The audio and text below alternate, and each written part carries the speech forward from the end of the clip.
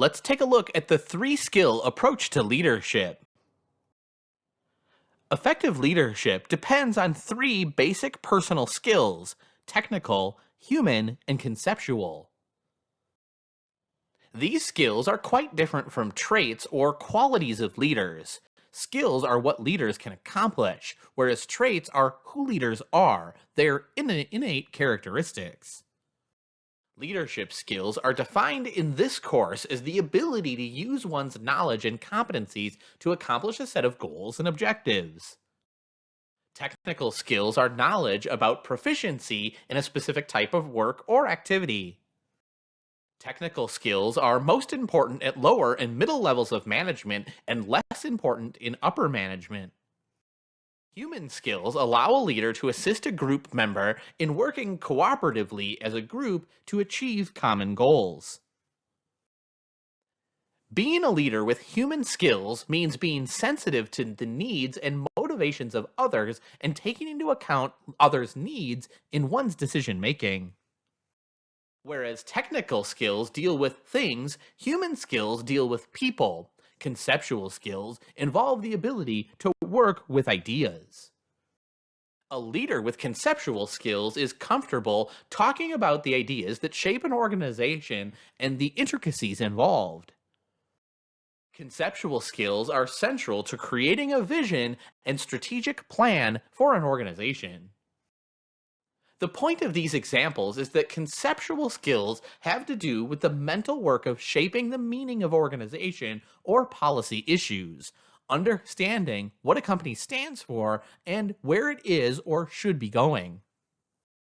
It's important for leaders to have all three skills depending on where they are in the management structure. However, some skills are more important than others. Beginning in the early 1990s, a group of researchers with funding from the U.S. Army and Department of Defense set out to test and develop a comprehensive theory of leadership. The theory was based on problem-solving skills in organizations.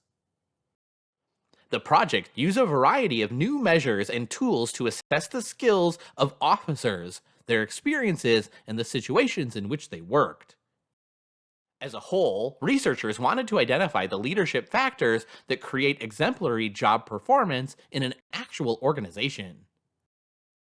The model is characterized as a capability model because it examines the relationship between a leader's knowledge and skills, their capabilities, and the leader's performance.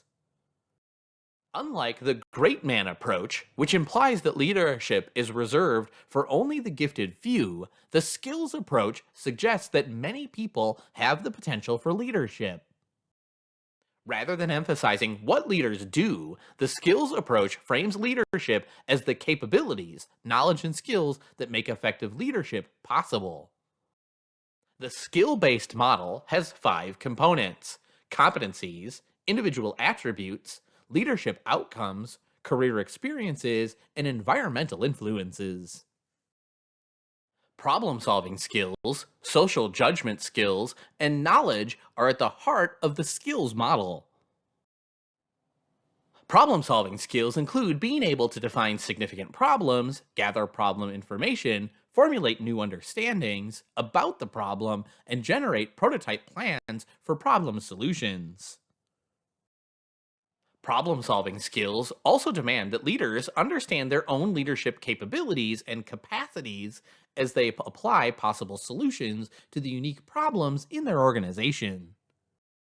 Being able to construct solutions plays a special role in problem solving.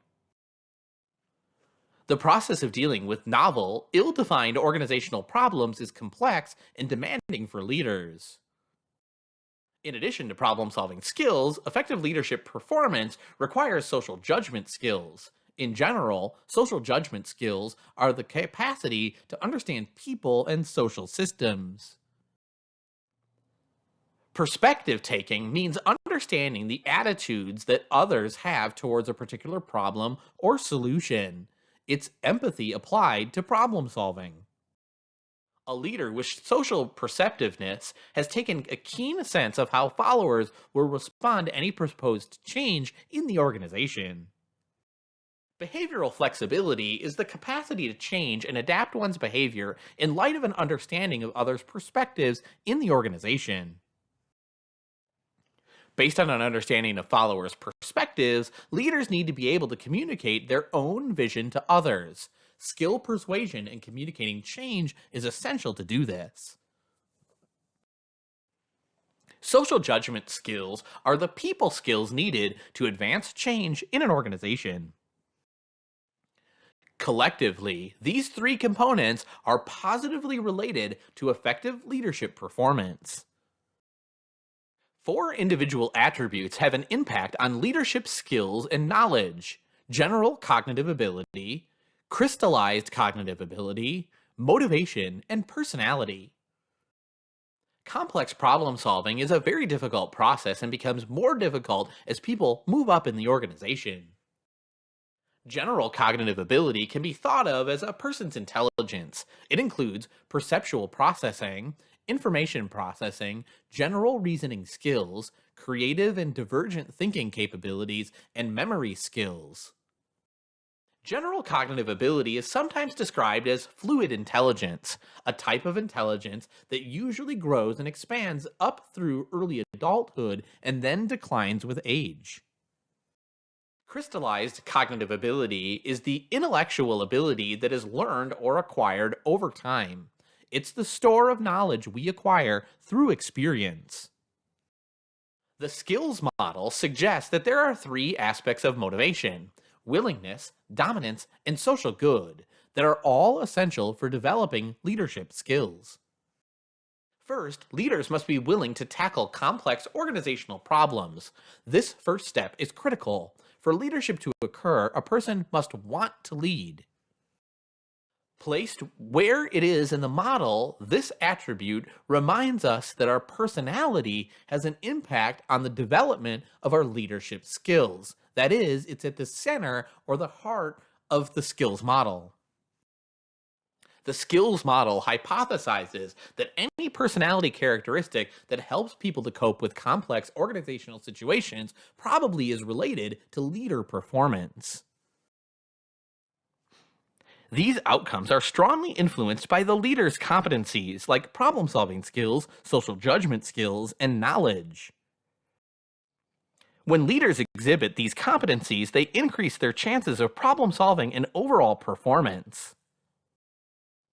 The criteria for good problem solving are determined by the originality and the quality of expressed solutions to problems. In the end, performance is the degree to which the leader has successfully performed the assigned duties. Taken together, effective problem solving and performance are the two ways to assess leadership effectiveness using the skill model.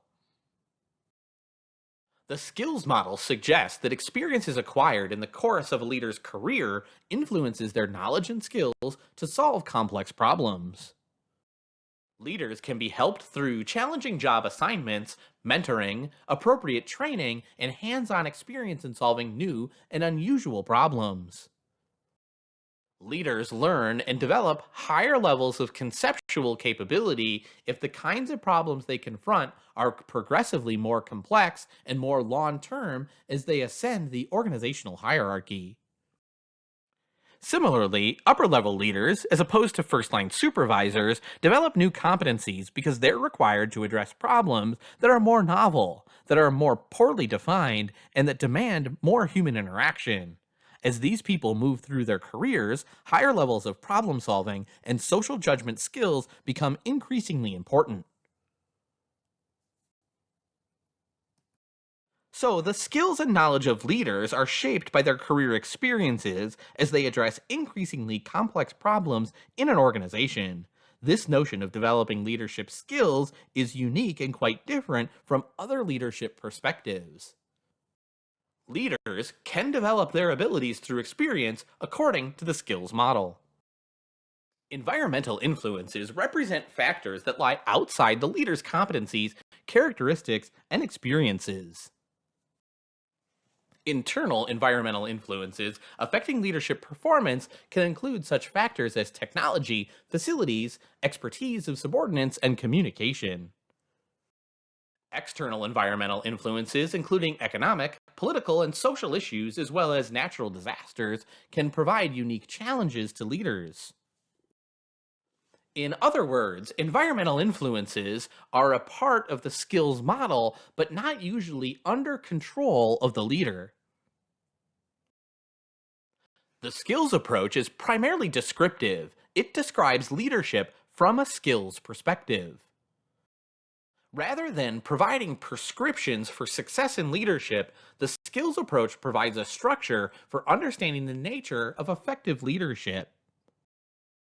The three skill approach suggests the importance of certain leadership skills varies depending on where leaders are in the management hierarchy.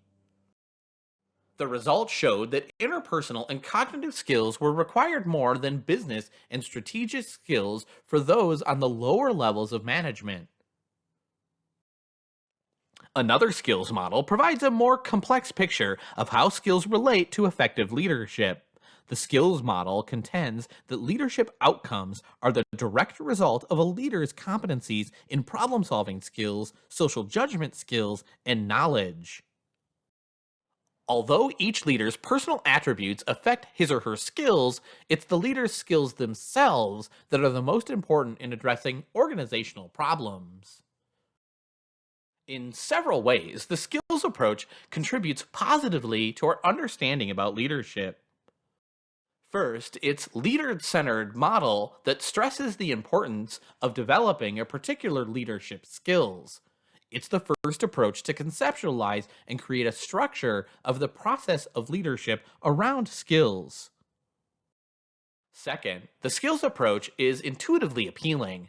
To describe leadership in terms of skills make leadership available to everybody. Third, the skills approach provides an expansive view of leadership that incorporates a wide variety of components, including problem solving skills, social judgment, knowledge, individual attributes, career experiences, and environmental influences. Last, the skills approach provides a structure that's very consistent with the curricula of most leadership education programs. Clearly, the skills approach provides a structure that helps to frame the curricula of leadership education and development programs. Like all other approaches to leadership, the skills approach also has certain weaknesses. First, the breadth of the skills approach seems to extend beyond the boundaries of leadership. For example, by including motivation, critical thinking, personality, and conflict resolution, the skills approach addresses more than just leadership.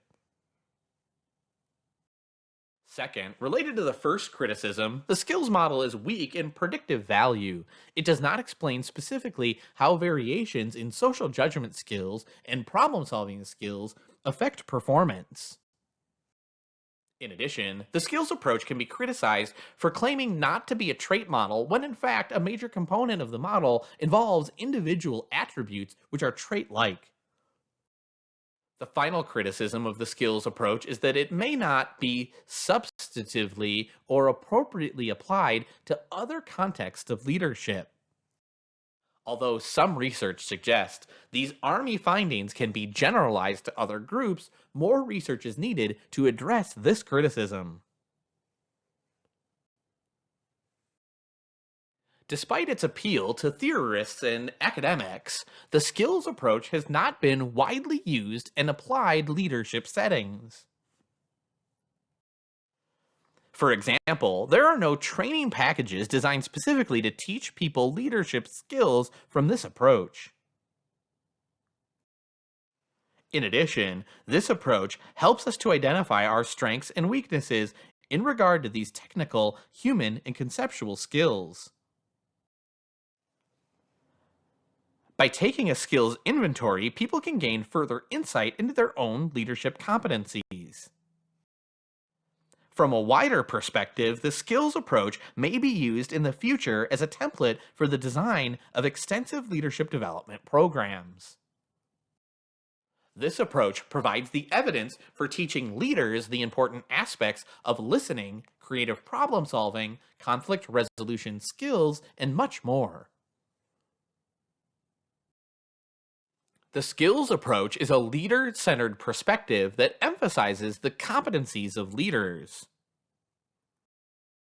It's best represented in the early work of Katz and the three skill approach, and the more recent work of Mumford and his colleagues, who initiated the development of a comprehensive skills model of leadership. In the three skill approach, effective leadership depends on three personal skills: technical, human, and conceptual. The leader competencies at the heart of the model are problem solving skills, social judgment skills, and knowledge. These competencies are directly affected by the leader's individual attributes, which include the leader's general cognitive ability, crystallized cognitive ability, motivation, and personality.